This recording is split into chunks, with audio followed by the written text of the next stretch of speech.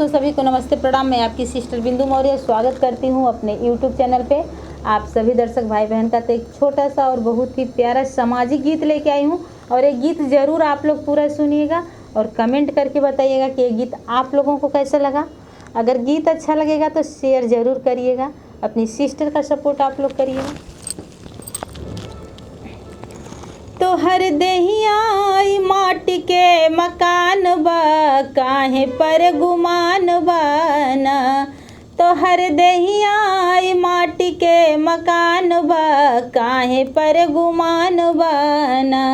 जोड़ब केतनो पाई पाई साथे कुछहु न जाई, जोड़ब केतनो पाई पाई साथे ये कहू न जाई। तोहके जाए बदे हो तोहके जाए बदे बसवा के विमान बा, काहे पर गुमान बाना। तोहके जाए बदे बसवा के विमान बा, काहे पर गुमान बाना। तोहर देहिया माटी के मकान बा, काहे पर गुमान बाना। धर्म काहे बार बार कर सब का से प्यार, धर्म काहे बार बार कर सब का से प्यार। जीव दुनिया के हो जीव दुनिया के एक ही समान बा, काहे पर गुमान बाना। जीव दुनिया के एक ही समान बा, काहे पर गुमान बाना। तो हर देहिया माटी का मकान बा, काहे पर गुमान बाना। तो हर देहिया माटी का मकान बा, काहे पर गुमान बाना।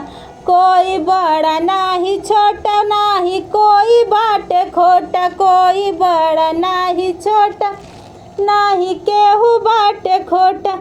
काहे दी लोगवा काहे झूठो हिंदू मुसलमान बा, काहे पर गुमान बाना। लोगवा झूठे खातिर हिंदू मुसलमान बा, काहे पर गुमान बाना। तो हर देहिया माटी का मकान बा, काहे पर गुमान बाना। प्यार दुनिया में पैबा गल सबके जब लगैबा, प्यार दुनिया में पैबा गल सबके जब लगैबा। तोहके पढ़े बदे हो तोहके पढ़े बदे वेद और पुराण बा, काहे पर गुमान बाना। तोहके पढ़े बदे वेद और पुराण बा, काहे पर गुमान बाना। तो हर देहिया माटी के समान बा, काहे पर गुमान बाना। तो हर देहिया माटी का मकान बा, काहे पर गुमान बाना। तो मेरा ये गीत आप लोगों को कैसा लगा प्लीज़ आप लोग बताइएगा।